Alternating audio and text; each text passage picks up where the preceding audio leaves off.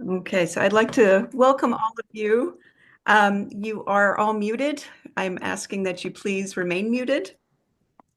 All questions can be asked through the chat. But we got a couple more people joining. Um, so for those of you who are interested in the CEs, we want to thank New Jersey Society for Clinical Social Workers for providing two CEs for this event. You need to stay on through the entire event.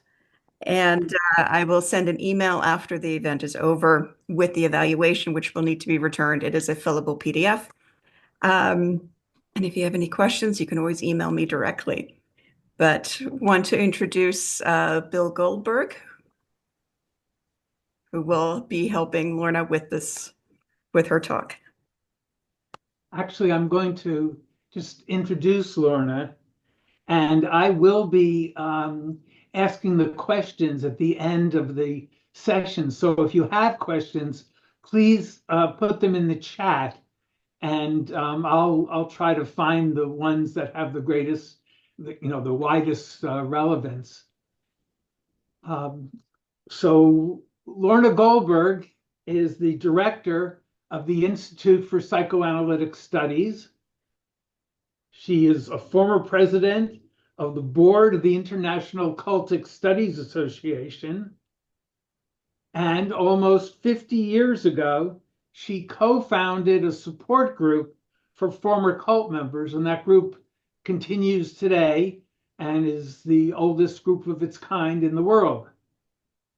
Lorna has written too many articles in professional journals for us to take the time to include them right now. Um, but I should mention that she co-edited a book called Cult Recovery, a clinician's guide to working with former cult members. So without further ado, we'll turn over to Lorna. Again, if you have any questions, please put them in the chat. Well, thank you, Bill, for your introduction. And thank you, Nicole, for all the work that you did putting this program together today. So, and thank you, everyone, for coming, for joining us. So, I want to let me just get rid of the view. So,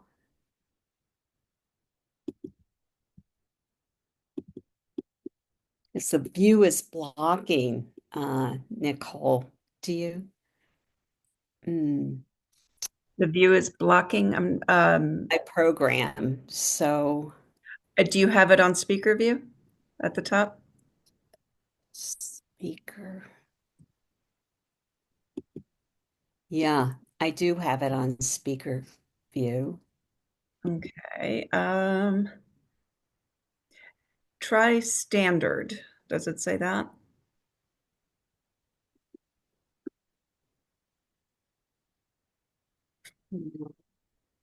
Show exit full screen.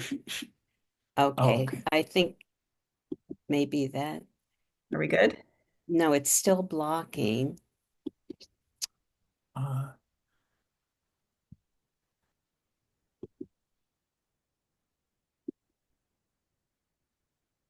try my screen. Let me try my screen.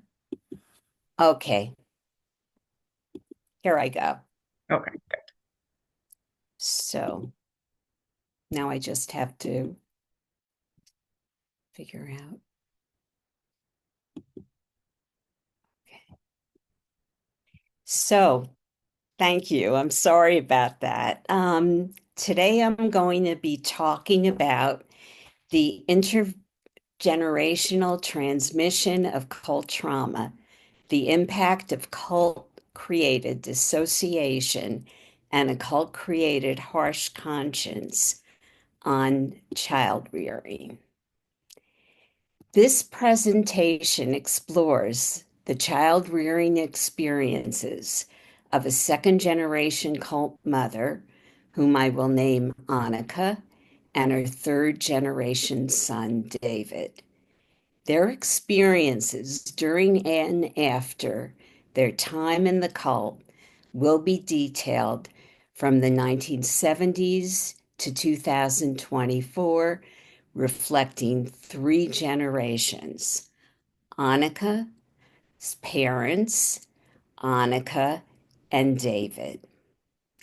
I will describe how Annika and David came to understand the cult dynamics that influenced and interfered with their relationship and hindered their ability to empathize with one another. Annika and her husband were members of a support group that's led by Bill and me. Annika contacted me to request a family session after becoming concerned upon hearing that David viewed her as cold. She wished to gain a better understanding of her son's perspective. During the session, it became clear that Annika had been dissociated rather than cold. For the first time, Annika was able to explore with her son some of the factors that led to her dissociation and the incorporation of the cult belief system. And David was able to discuss how his mother's child rearing had impacted him. This process provided each with some empathy for the other. I had seen how a parent's dissociation had harmed the relationships of many other cult parents and their children. After the family session, I contacted Annika and David to see whether they would be interested in describing how their experience was an example of how cults can undermine the child rearing experience, and they agreed. Working on this paper, I wanted to discover if my premise was true, that individuals born and raised in cults often endure trauma due to cult dynamics and practices that drive many cult parents into a dissociative state. Due to these dynamics and techniques, many parents have become pliable to their leaders' self-serving demands instead of following their pre-cult inclinations. Dissociation hinders many parents' ability to self-reflect and establish a somatically attuned empathic connection with their children. These dynamics and practices leave their children vulnerable to emotional and physical neglect. Dissociation is the isolation of elements of experience from each other that decreases coherence, increases a sense of fragmentation, and precludes the possibility of making accurate sense out of perception of self and world. It can be a coping mechanism. The vulnerable self will be more likely to adapt dissociation as a coping mechanism because it does not have either the belief in worthiness gained from a loving, responsive early relationship or the normal level of defenses and integration that such belief affords. Annika entered into a dissociative state as a result of, first, cult trauma from parental loss and sexual abuse, and second, cult practice of long periods of chanting and meditation. It was the 1970s, and many were drawn to the Indian gurus and their Eastern meditation groups that were proliferating in the United States.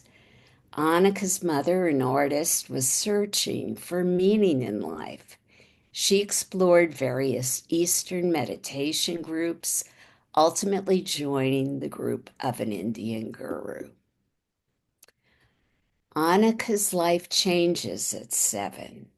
She experienced that working for and spending time in a cult facility became her mother's priority, and taking care of the children was secondary.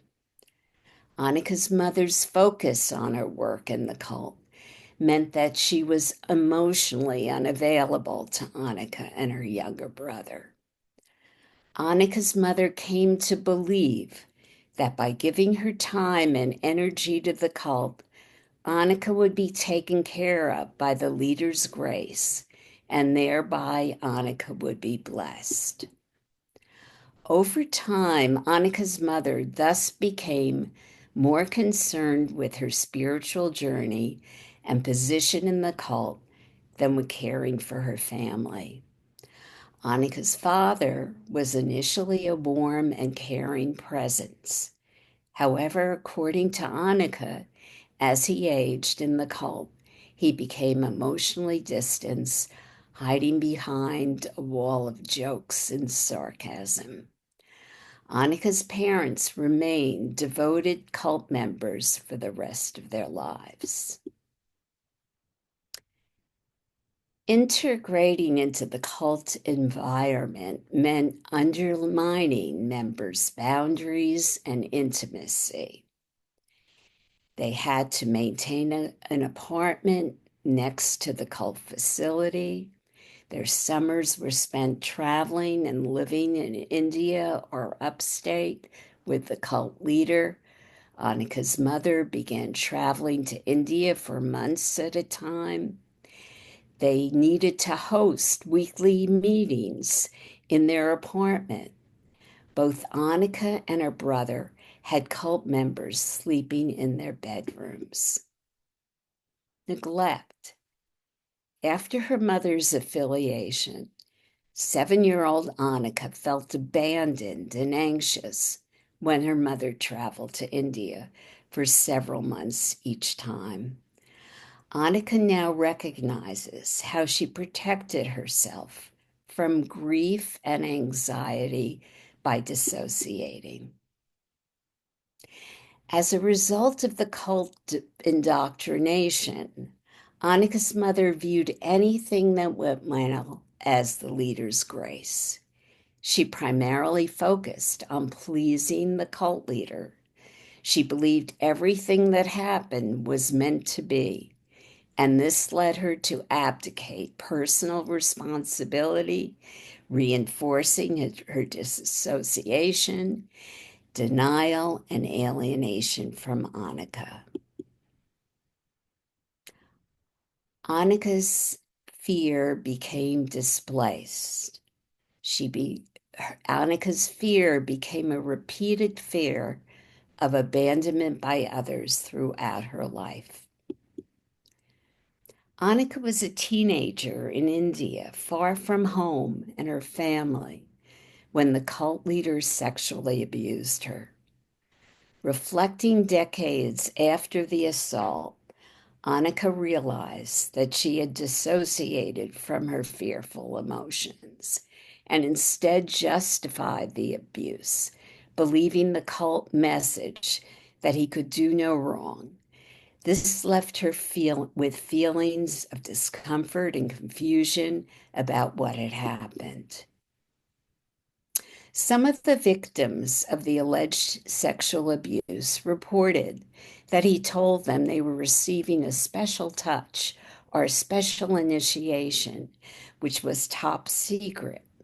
Although many girls, women, and other members were reportedly aware of the abuse, as the leader was viewed as infallible, members who knew excused it as special tantric practice that benefited the victim.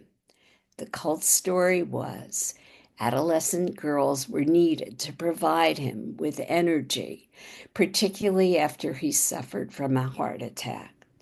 The victim was doing a service, serving a greater good, which was their privilege. Each victim treated this as secret information that was never disclosed. The cult leader was a sannyasi, a sworn celibate monk. However, he allegedly raped or sexually assaulted numerous girls and women. Therefore, cult members were manipulated to believe that physical cult from the cult leader was a blessing because it transmitted spiritual energy. They thought the leader could awaken the Kundalini in a disciple through his thought, word, or touch. Disciples hungered for attention from the leader. Therefore, Annika incorporated the cult message that the leader was perfect, as all those around her told her he was, and therefore her sexual abuse was reframed positively. Trying to nullify and justify her distress over the abuse created dissonance in Annika and triggered the survival mechanism of increased dissociation. In contrast to his sexual behavior, the leader undermined intimacy between members. Sex was considered a distraction from the goal of enlightenment. Having sex move the Kundalini spiritual energy down and out rather than internalizing it to fuel an upward rise, bringing the disciple to a higher plane of consciousness. Married couples were permitted to live together, but it was stipulated that they should have sex no more than once a month. The less often, the better, thus undermining intimacy. The cult interfered with the possibility of Annika's mother forming a protective relationship with her daughter. Annika's mother knew that the girls were being abused. Her mother rationalized and found a way to justify the cult's hypocrisy. The leader could do no wrong. Thus, she allowed her 15-year-old daughter to spend months in India, where the cult leader sexually abused her. According to Siskin, it was the parents' willingness to subsume their children's interests to the greater good that led them to follow the directives of their leadership, even when these directives ran counter to the natural perceptions and beliefs regarding their children's well-being. Annika secretly wondered why it was okay for the leader to define sex as a distraction, not to be indulged in, yet to indulge himself. This caused profound confusion and cognitive dissonance. She displaced these feelings onto others to defend herself by becoming hypersensitive to anyone who said one thing and did another. Annika became deeply ambivalent about her sexuality. Having been taught that sex was negative, Annika later struggled in her marriage with her sexuality. She transmitted that ambivalence to her children, who came to wonder what constituted a healthy sexual relationship.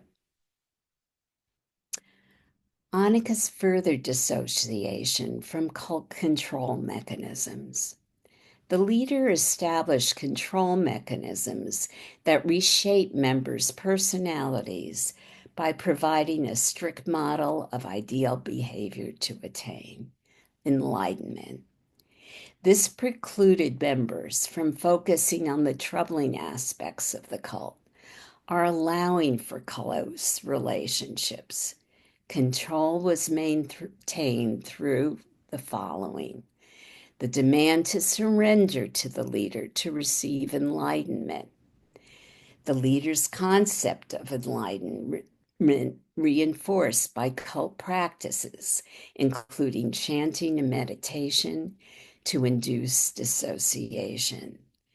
These practices led to the incorporation of the harsh moral code and a strict hierarchical system. Definition of enlightenment: a state in which the individual becomes one with God by destroying the self-limiting ego, bad karma, or any sense of separation from God. So members were urged to surrender all aspects of individuality to the leader: assets, children, relationships, sexuality, career. Any emotion deemed to be negative was frowned upon, its existence condemned, and members blamed for not fully surrendering to the cult leader or not doing enough chanting, meditation, and selfless service. The members were viewed as the source of any problem. A critical thought or emotion indicated that members were not doing enough on their path to enlightenment. Annika and her parents dedicated their lives to attaining enlightenment through ongoing practices, paying for and receiving initiation, chanting, meditating, selfless service, workshops, visiting India, reading the leader's books, and offering money or other valuable gifts to the leader. Anik believed she needed to constantly nurture her awakened Kundalini. Long hours of chanting and meditation were necessary to reach this goal. Chanting in Sanskrit up to 7 hours a day.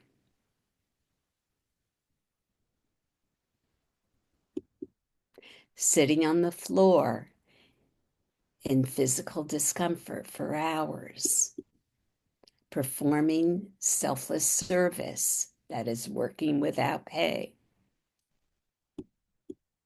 Conducting chants and workshops.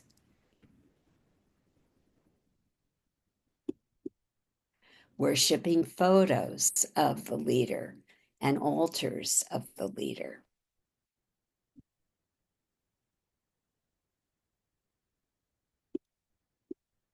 Sharing positive experiences in public meetings.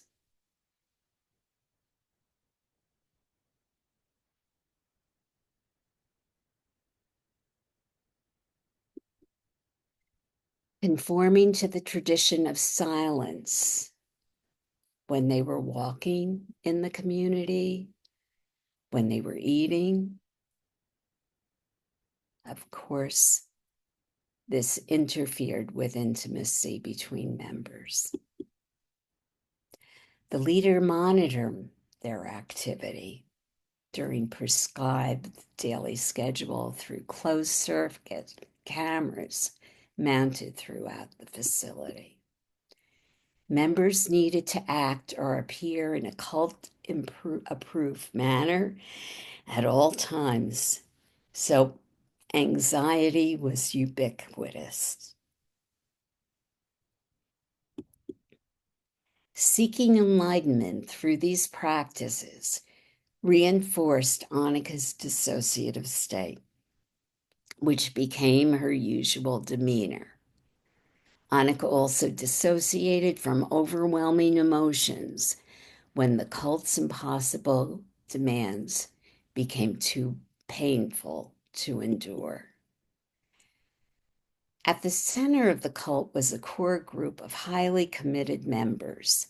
If anyone in this group was not productive, they were castigated.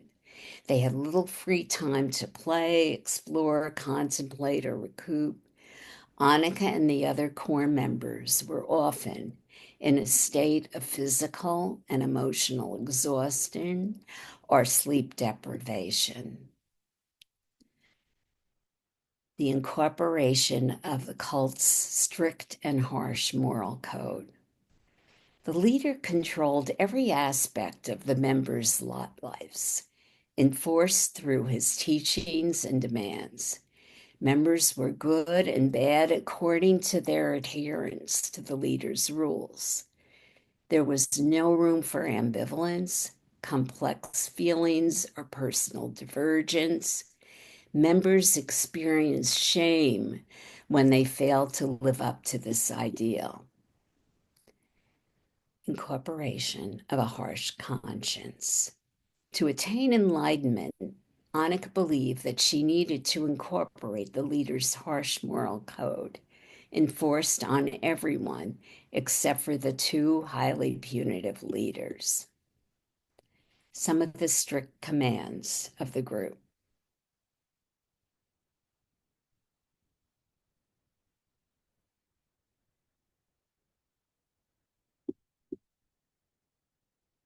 Members developed a hyperactive, monitoring, strict black and white conscience fueled by judgmental thinking. Members focus on avoiding trouble and creating bad karma to avoid judgment from others. This kept them centered on attaining the impossible goal of enlightenment, shifting their focus outward away from self-awareness, critical thinking, and self-acceptance. Members try to display perfect behavior to avoid feelings of badness or shame from failure. Pressure for a perfect image created a desperately anxious nervous system within cult members that interfered with the self-soothing and soothing of their children. Pressure to conform also fostered a harsh, internalized conscience, severely judgmental of themselves and others, including children, when they failed to perform on the highest level. The cult's black and white thinking was delivered in a judgmental manner, and parents felt pressure to teach their children to conform to cult rules. This cult attitude led parents and children to harsh self-judgment and to externalize judgmental thinking towards others, showing the influence of identification with the aggressor.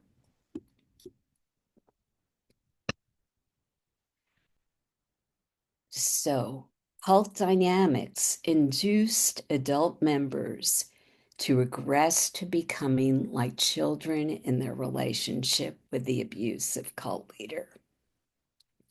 Ferenczi's concept of identification with the aggressor was first used to explain how children respond to their abuser. They give up their sense of self and completely submit. In doing so, to protect themselves, they become hypervigilant to the feelings of the abuser, lose touch with their own emotions, and take the blame for being abused. Therefore, members anxiously self-monitor to adhere to the strict rules, suppressed emotions, and maintain the prescribed modes of appearance. Members were outer directed. They learned to disconnect from their inner voice, impulses, desires, and morals. There could be no expression of anger or grief. Like her mother, Annika gave up agency and surrendered to cult control processes throughout her childhood, adolescence, and adulthood. She was told what to eat, drink, wear, do, like, dislike, whom to relate to, and whom to shun.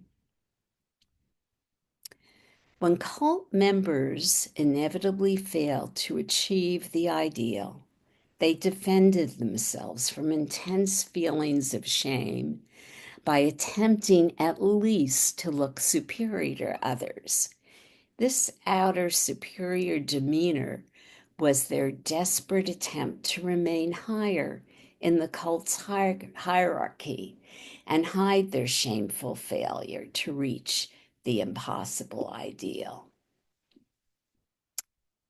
These are some of the rewards for achieving higher status.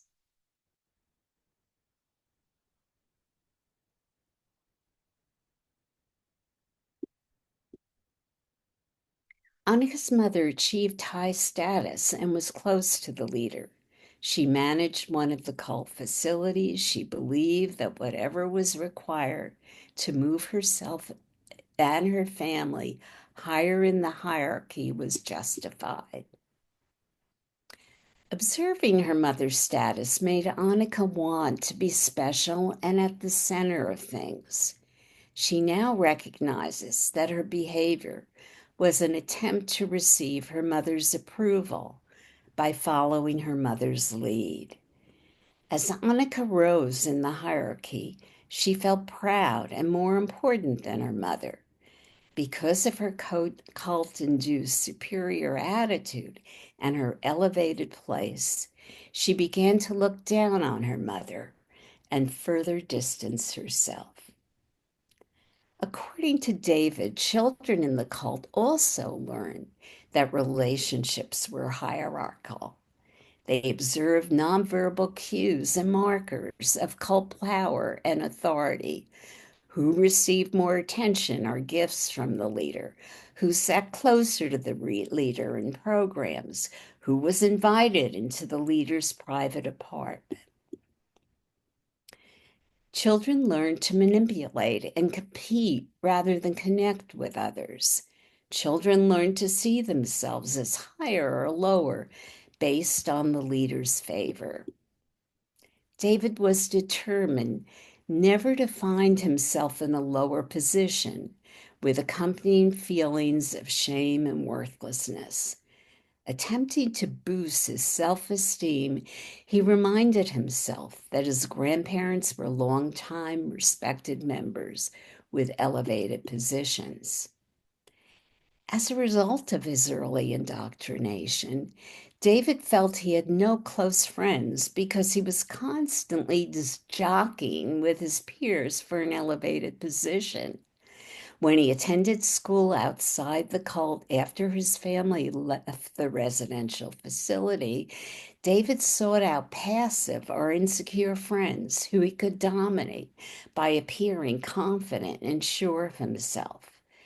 This behavior was his attempt to retain a higher position in his relationships without empathy.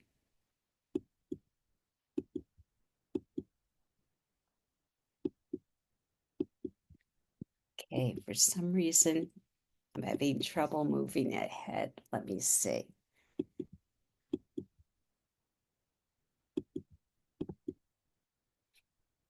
Annika had vowed not Annika had vowed not to abandon David as her mother had abandoned her. Remembering her own feelings of abandonment, she believed that by being physically present, she was protecting him from experiencing maternal loss. However, according to Witsit, cult parents are continuously thrown off balance, unintegrated. Their normal stress response becomes hyperactive, resulting in an inability to regulate their emotions. Additionally, it may be that the part of the brain that modulates emotions has been weakened through cult practices that punish critical thinking. When Annika became a mother, her primary focus was anxiously pleasing her cult leader. This interfered with her ability to focus on David. Because of intense cult-induced anxiety, she was unable to connect emotionally with her son through soothing responses. Due to Annika's cult-induced dissociation and anxious cult dependency on the leader, she emotionally abandoned David instead of providing him with nonverbal empathic responses when he needed comfort as a baby. Therefore, David experienced her as cold. As Annika had done, he dissociated from the overwhelming distress in the cult. Annika became anxiously hypervigilant, primarily focused on the leader's needs and the harsh, strict rules, left brain behavior. Sadly, despite Annika's conscious desire to be responsive and present for David, Annika could not focus primarily on her son and provide the right brain to right brain response of empathy and soothing. Suppose a threat is perceived in one's environment, such as the fear and chronic stress of failing to live up to the highest standard of cult perfection, or the fear of bad karma, or being reported, or verbally attacked by others. In that case, the sympathetic nervous system prepares for the threat, and body processes are disrupted. Calm and a feeling of safety are impossible while experiencing this threat. This affects parents' ability to calm their children. In contrast to cult child rearing, according to Ainsworth, regular responsive interactions create a sense of safety and curiosity in the baby. Healthy attachment influences not only outward behavior, but also internal states. To be a good mother, Annika sought to comfort and guide David according to the cult's black and white thinking. She wanted to give him a strong sense of right and wrong. However, her approach failed to comfort him because this harsh black and white approach lacked nuance, and her dissociative state prevented her from demonstrated empathy with her words. In forming an attachment bond through somatically expressed communication, the mother needs to synchronize and resonate with the infant's arousal levels of negative and positive states.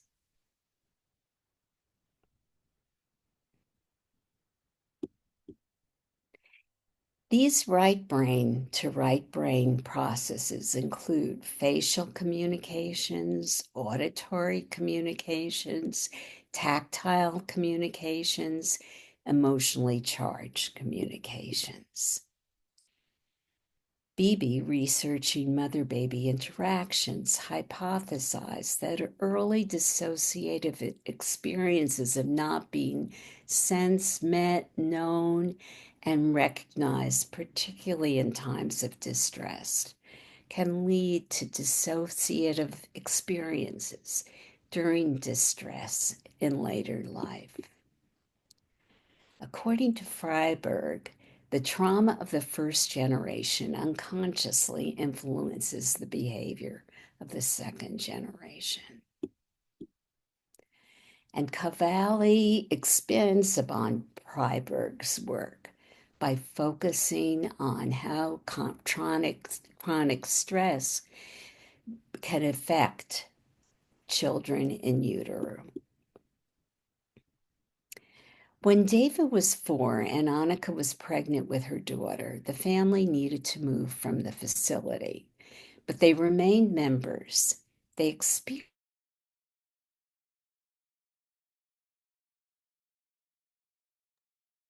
Lorna, I'm sorry, I can't hear you. I'm not sure if others can. Nope, Uh-oh. there you are. Okay. Can you hear me? Yep. Okay. Sorry. When David was 4 and Annika was pregnant with her daughter, the family needed to move from the facility, but they remained members. They experienced a sense of freedom. First, they were free of the daily schedule and the cult's pervasive, harsh moral voice. They were free to decide how to live, spend their time, when and what they would eat.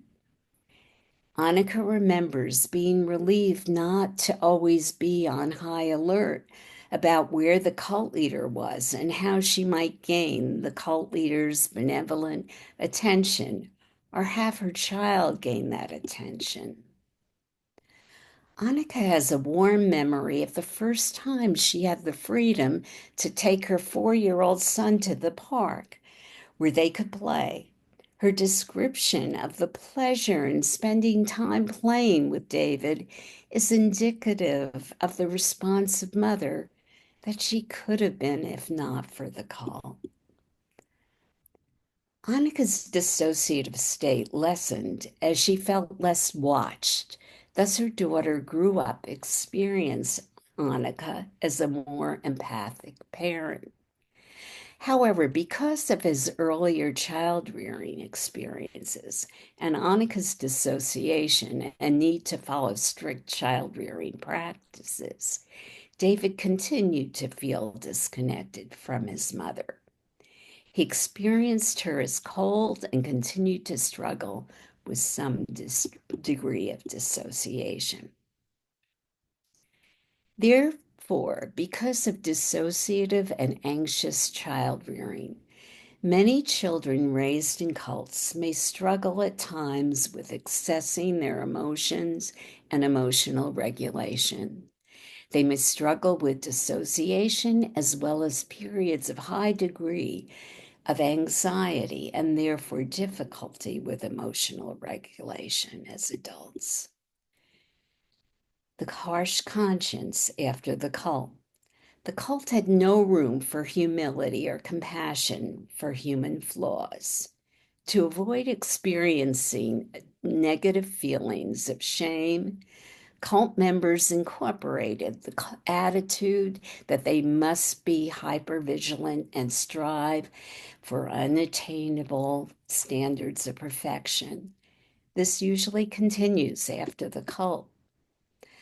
The cult leaders' harsh attitudes were incorporated into their personalities, such as always being productive, eating right, and not wasting time to have fun.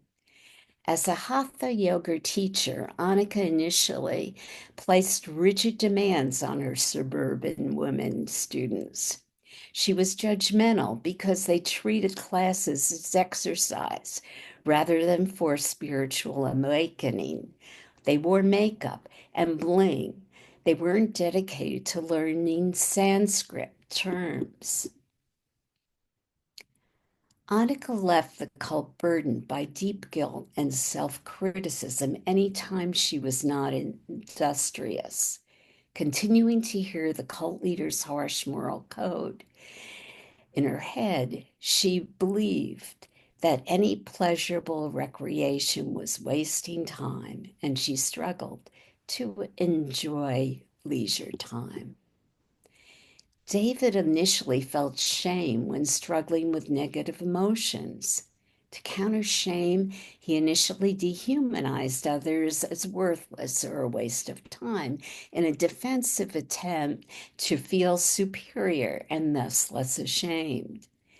David believes he grew up without experiencing genuine empathy or feeling empathy, which left him with a cold way of responding to others.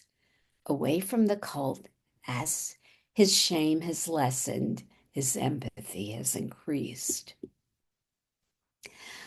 Annika's husband initially had experienced the original male leader as a new father figure and the cult as an opportunity for a new family.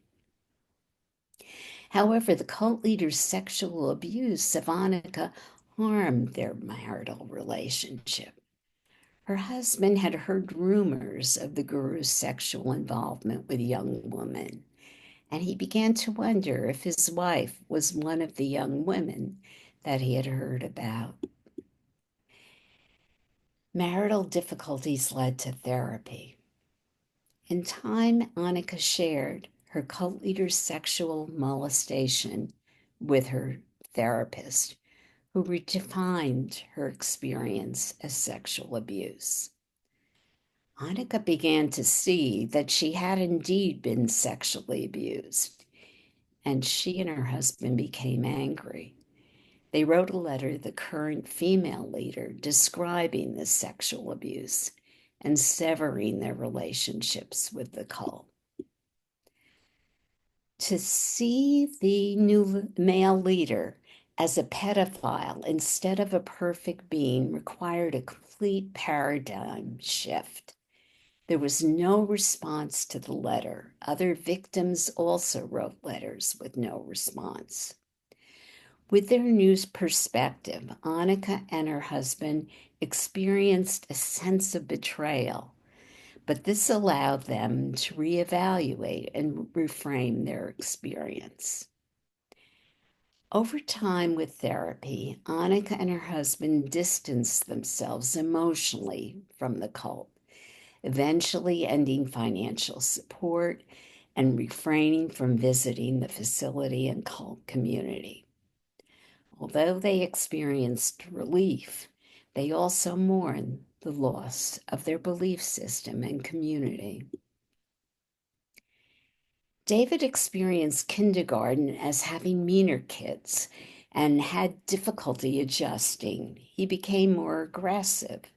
Therefore, David was enrolled in a private school, which he found to be nurturing with clear-cut rules, including no media, television, or aggressive play. At private school, David found comfort in a community's acceptance of the cult moral right and wrong. As with many other former cultists, initially his family felt morally superior after their cult standards and their higher place in the cult hierarchy. Their cult-induced sense of superiority initially alienated Annika, her husband, and David from their new community, making it harder for them to make friends, ask for help, or express typical human vulnerabilities that allow for interpersonal connection. Annika spent the next 20 years reassessing, redefining, and realigning her beliefs. She and her husband joined two support groups, a smaller one with former members of her cult and a larger one with former members of various cults. Annika began to see how other former members were experiencing similar struggles. The groups helped her better define her experience.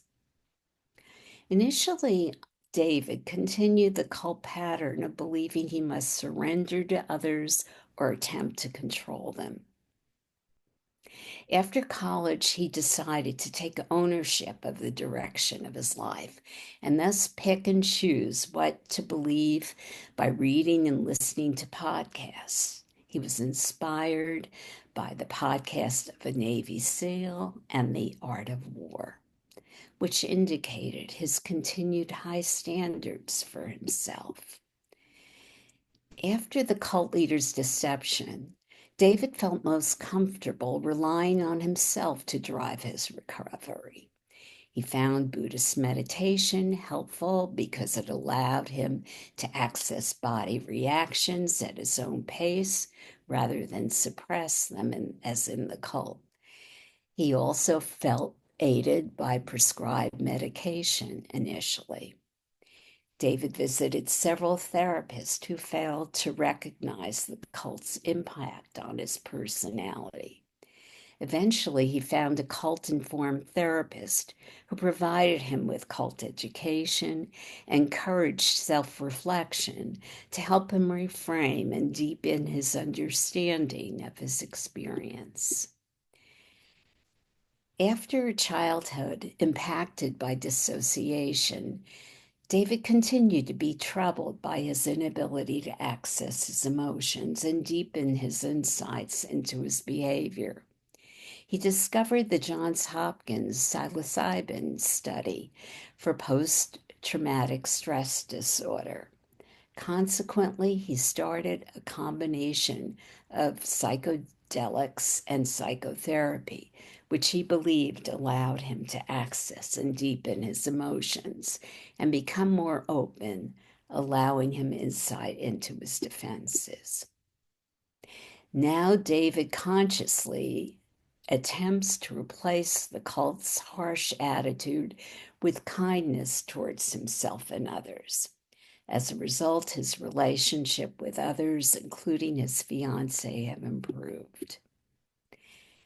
David began playing the guitar at age 6 in the cult, using his musical ability to impress others.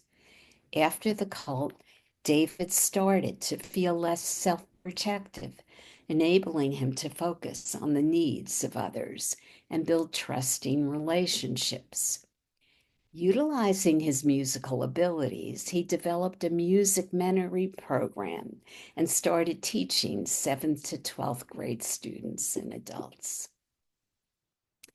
David wisely says, "We lose humanity in trying to be perfect and attain impossible standards. If we try to meet high standards in everything, we are always on and engaged. There is no sense of shared humanity. The focus is only on perfection. There is no compassion, only contempt and disgust." Until the cult dynamics effect on child rearing was explored, Annika and David remained emotionally distanced from one another. However, David and Annika worked with me in a series of meetings to develop this paper. They could reflect on and deconstruct their early communications and experiences. They examined closely how the cult dynamics harmed their relationship. As a result, and through their open examination, Annika and David began to come alive and feel and express emotions with one another, including regret, sadness, humor, anger, and joy.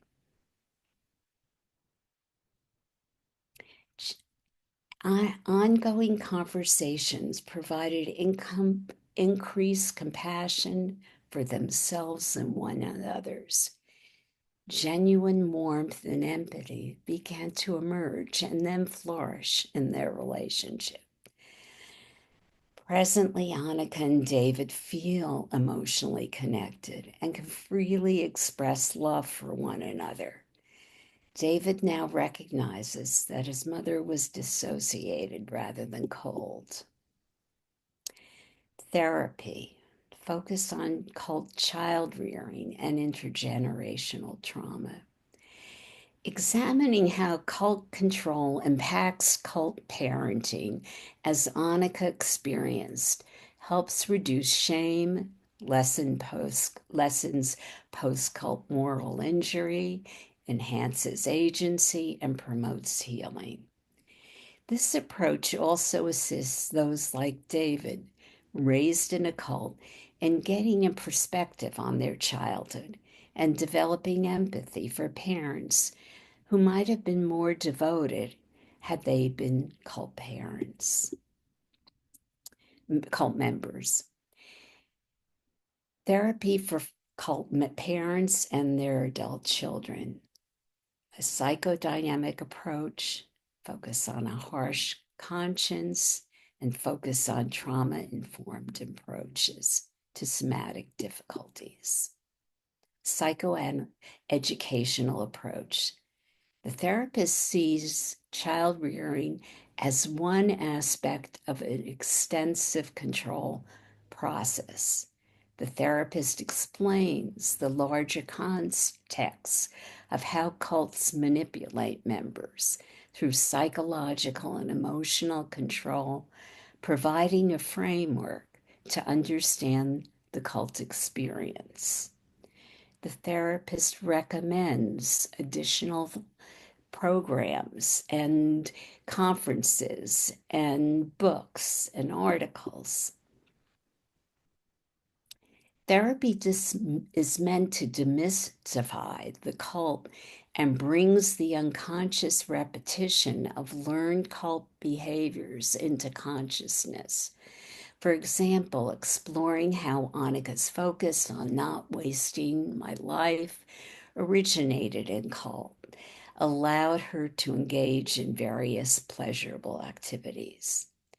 Linking present attitudes to the cult strengthened Annika's self-reflective capacities and allowed her to consider her emerging individual beliefs and desires, leading to a more balanced life. Joint sessions with parents and their adult children. These sessions should occur when parents are receptive to hearing their adult children describe the harm they received. Adult children can listen to the conditions under which their parents became cult members and the cult's influence. They can also hear if their parents were conflicted about attitudes and practices. Addressing a harsh conscience. Therapy acknowledges both the concept of unconscious repetition compulsion and the somatic repetition in trauma. It addresses ultimately and softens the harsh conscience by linking past experiences of attack to the re-experiencing of present self-attack or fear of attack, which is explored through the therapist's countertransference feelings to gain access to these transference expectations with the therapist and others. To change critical attitudes, the therapist explores the cult personality impacted by identification with the aggressor and the incorporation of the cult leader's harsh demands and rules. The therapist also explores unconscious beliefs, reinforcing maintenance of the harsh conscience, such as letting go of the leader's voice might prevent me from ever receiving enlightenment. The leader encourages self-compassion and self-acceptance. For example, when a former member or the therapist makes a mistake, the therapist can serve as a model of compassion and self-compassion. As former members become more accepting, they become more accessible to expressing themselves and consequently accessing their authentic selves. Their unique identities can emerge, including authentic predilections and preferred aspects of their personalities. Trauma-informed approaches to somatic difficulties. Therapists understand how trauma can be stored in the body, and in therapy sessions help former members identify somatic reactions, which allows them to reconnect with and regulate their physical and emotional states. After a life centered on ignoring the right brain, the therapist needs to enhance right brain communication by helping to identify and resonate with clients' affected states. Therapists strengthen self-regulation through dyadic co-regulation. They are attuned to their own and their clients' body reactions, helping clients notice and navigate their hypervigilance or hypovigilant responses. Safe, supportive relationships and therapeutic interventions can foster neuroplasticity by helping clients develop healthier emotional responses and thought patterns. After the cult, loving relationships, support groups, and therapy can positively change beliefs and behaviors and even rewire the brain. As they collaborated on this paper and came to understand how the cult interfered with child rearing, Annika and David gained an empathic connection filled with warmth, humor, and anger. They began to respond emotionally to one another as they uncovered the cult dynamics that interfered with their early relationship. I found myself moving from an intellectual to embodied emotional understanding. In meetings, I joined Annika and David in coming alive.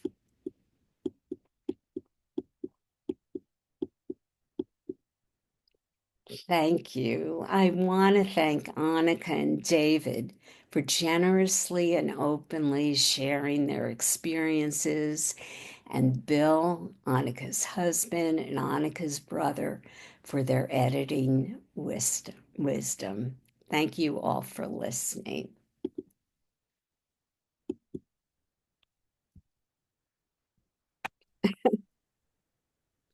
Um, Thank you for all your silent applause. What we'd like to do now is to open the group up for questions and comments. And I'll start out, Lorna, by asking if there are any overlaps with other examples of family dysfunctions, such as parental alienation syndrome or domestic abuse situations, and how do you deal with them? Yeah, I think that manipulation is endemic in a lot of these other experiences. In parental alienation, at times, one parent is actively trying to undermine the children's understanding and way of seeing another one of the parents. So there is active manipulation, also in domestic abuse.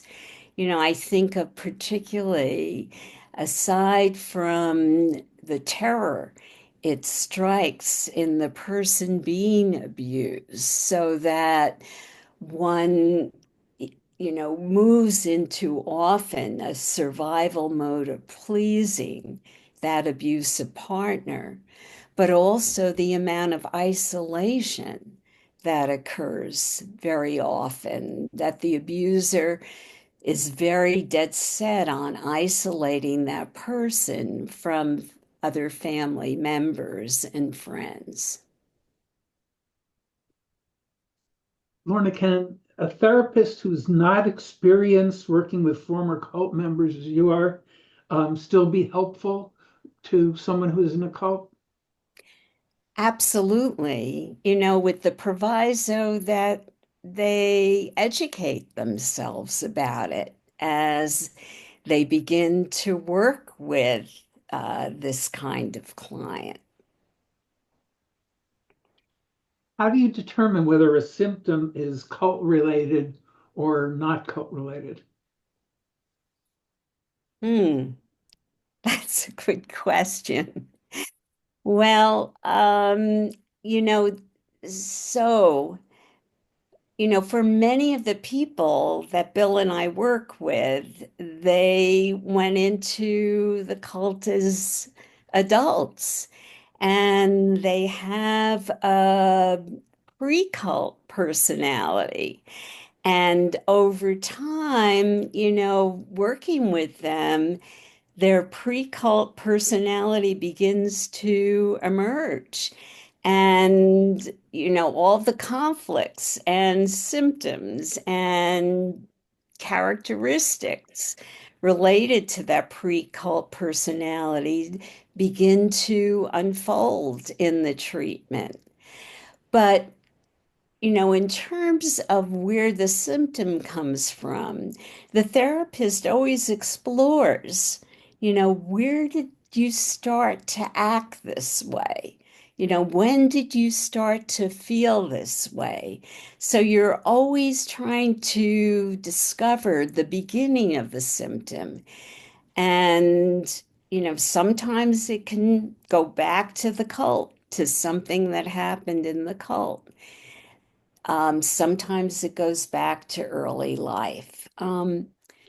So that unfolds as part of the therapy process and part of the recovery process. Would you please address the counter-transferential feelings that arise in you when you're working with former cult members?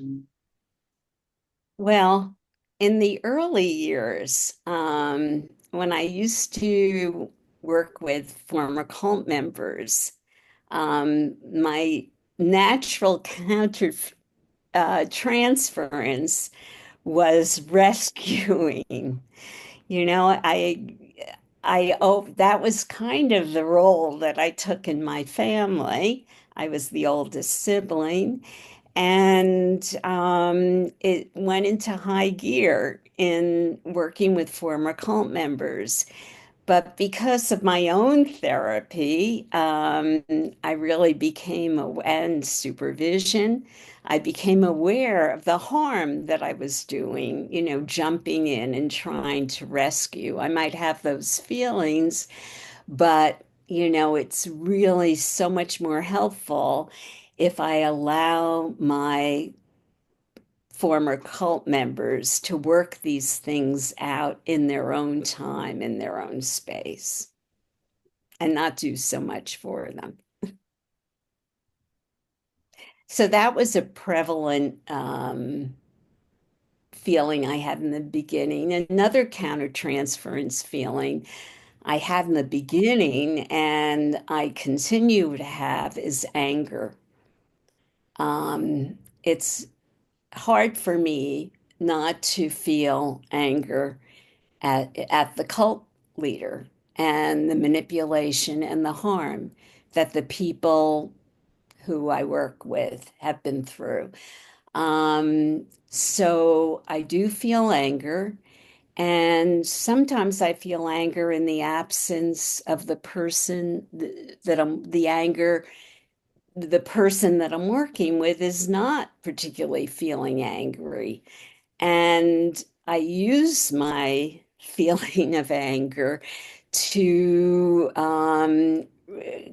nudge the other person or begin to explore the fact that I'm aware of feeling angry.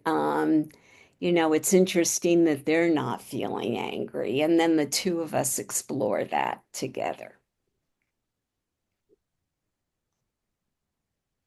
Um, do most cult members eventually leave the group as Annika did, or do they stay in the group? Well, it's hard to know the exact number, but in these times, it really depends on the amount of isolation that the group has and control in that way of the members. And I would say that one of the benefits of all these streaming services and the internet is that somehow this is more in the world understanding of cult dynamics. In the early years, in the 70s, when Bill and I were working, people weren't having access to the range of information that we have today. And people were seeing cults as weird or different. But because of so much information that has come to the public, they really have a better understanding of cults. And that information sometimes gets through to cult members and allows them to begin to question and leave. We're getting several comments of people praising your talk and thanking you for the wisdom that you're giving us. I'm feeling good by reading them, but I did want Uh, to take the time to let all the rest of you feel good. So I'll just convey them to Lorna when the presentation's done. well, thank you, everyone. We're not through. We're not through. Oh, Um, okay. uh, third generation cult members, in other words, people who, like Annika's son, who grew up in the cult, how do they usually respond to their parents who joined the cult? They didn't join the cult, but their parents did. How do they usually respond to their parents? Oh, okay. So there are second generation whose parents joined the cult. Um, and um, and then there are third or more generation whose parents were also born into the cult. Um, and I think a lot of times because of all the harm that they've experienced in the cult, second generation um, former cult members feel angry at their parents for having joined and, for the way that they were treated by their parents while they were in the cult. And that's why it's so helpful if if those that join can sit with their children and openly, apologize and for the harm and have an opportunity to explain what was happened to them. And, again, really apologize for the harm and appreciate their harm that their kids have been through. Those whose parents were also children in the cult often have more sympathy for their parents. But, as we can see in the case of David and Annika, David had a perception of his mother that held on after he left. And it really wasn't until the two of them had an opportunity to deeply discuss all the cult practices that they were able to work this out. What would you recommend to someone who has left the cult, but whose parents have not, and they've not been able to have an open conversation with their parents? That's a very common but very sad situation. Um, and it's very hard. I think that a lot of the children who've left might try to, have access to their parents. And it's very, very frustrating because the parents um, hold on to the cult attitudes and really have no compassion for the children and all that they're going through. Sometimes it's best to understand the limitations of their parents as long as they're in the cult. And sometimes it's best to enrich your own life as a former cult member and have the best life you can, develop your own family and friends and your own rituals with your family and friends. What are Annika's feelings about her parents since she left?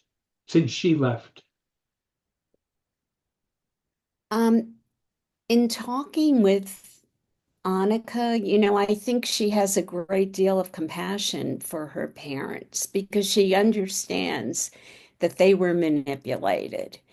However, when when she um, when she found out that, really discovered that she had been sexually abused by the leader, her parents were still, they were elderly, quite elderly by that time, and they were living in the cult facility. And she made the decision of not sharing her new perception with her parents. She felt that it would be very jarring to them to have to see it in a new way. So she avoided talking to them about it. when someone like Annika starts to see the light of what they experience and recognize what happened to them, they may feel bereft and have deep grief. Although rescuing them is not what you as a therapist want to do, how do you support the client in feeling they have support, having lost their cult community? Yeah, well, the therapist has to appreciate the power of that. Someone like Annika was 7 years old, and this is the only community she ever knew. And that could be very, very painful. She wasn't, I again, must say that Annika wasn't my patient. She wasn't working with me, but for those that I work with, I think it's so important for the therapist to truly appreciate the tremendous loss, even if people decide they would never want to go back to the cult. It's so important for the therapist to appreciate the tremendous loss that these people have had and allow their patients to grieve. Is there an overlap between cult experiences and the experience of a religious fanatic who may not be in the cult? That's possible. It's possible. But what you might try to explore is what's the derivation? Where does this come from? And is this, due to some kind of pathology in one's personality? Or again, there are various groups that might not be seen as cults, but are highly demanding religious groups. So you have to see cults on a continuum, and cults are the extreme, one side. But religions take the breadth of this continuum, and some are much more highly prescribed and defined than others, and demanding than others. But, again, with the religious fanatic, is it induced by the group or is it self-induced because of pathology? Could you speak a bit more about pre-cult personalities? Have you found that there are factors or characteristics that make some people more susceptible to joining cults than others? Yes. You know, uh, I think that first of all, you have to be at a time of life that can make you susceptible to a cult message. And there's a different cult message for everyone. I just saw a little while ago a TikTok cult and people that were in the dancing community and working on TikTok somehow through that community got involved in a cult. So there's kind of a cult for everyone. I remember over the years when Bill and I were working with former cult members, and we started working with people from the Uptown Sullivanian group. And we both smiled and said, okay, the Upper West Side Sullivanian group, that would have been the goal for us. Because the appeal initially is there, and no one is joining a cult. No one thinks they're joining a cult. They think that they're joining a therapy group, a religious group, a work enhancement group, or, there are a whole range of different types of groups. But if you're at a time of life that you're in between relationships, a lot of people, young people get involved because they might be at the end of their college education, or they might feel anxious about their future in some way. People might experience a loss of a spouse or an illness, and a group might appeal to them at that point in their lives rather than another point. And then you have people who are true seekers. And Annika's mother was a seeker, not necessarily her father, but he went along. And I think she was actively looking for something special in a cult. And there are a lot of artists that get involved in cults. They're very open to new kinds of experiences because of the way their personalities are. Are there cult members who don't necessarily live communally, but who function in the outside world? Or could we tell a cult member if we bumped into one? Yeah, well, that's a two-part question. No, you don't have to live in a cult to be a cult member. We found now with the internet, there are internet cults. There are people who are totally manipulated and controlled over the internet. They're sitting, in their desk, and their attitudes have been completely reshaped by an internet leader presence. And what was the other part of the question? I don't remember. Uh, um, I don't remember. Okay.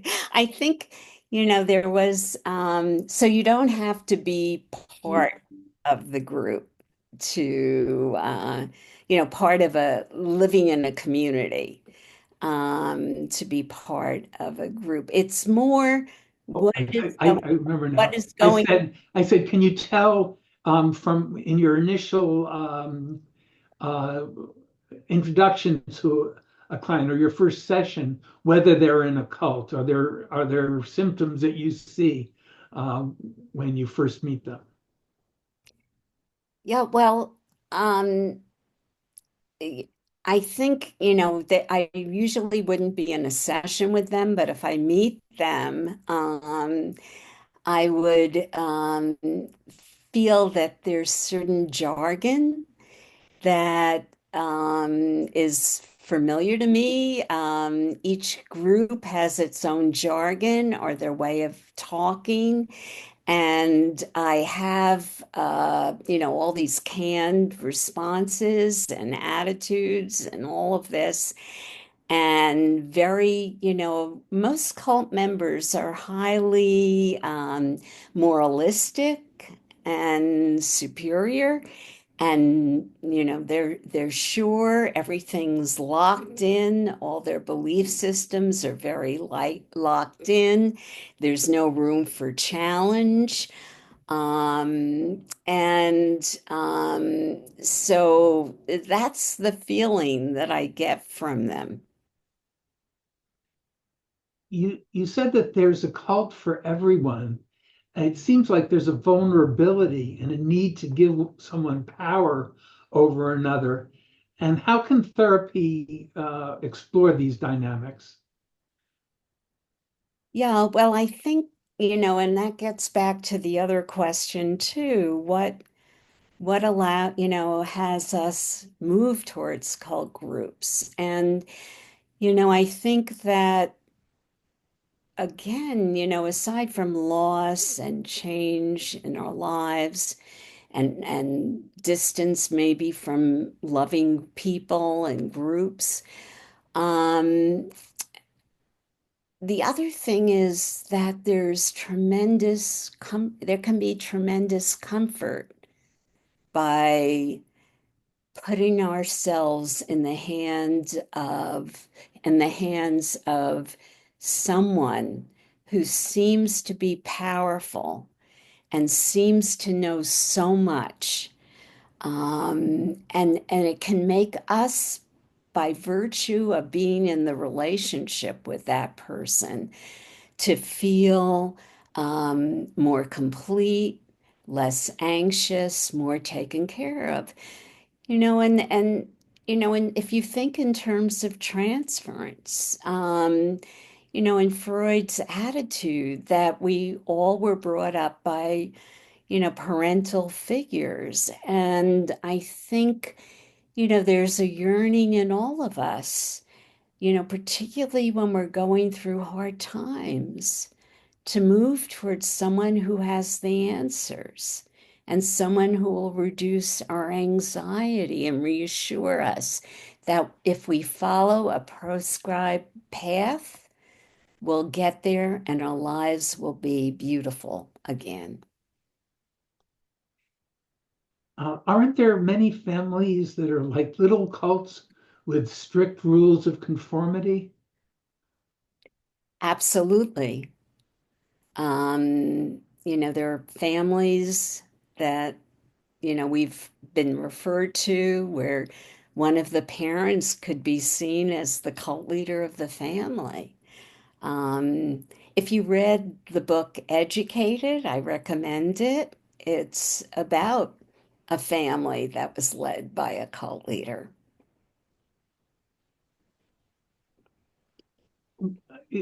I get the impression from your previous answers that in the beginning of your work with former cult members, you take a more psychoeducational approach in helping them to see the dynamics of the cult in figuring out what's going on with them.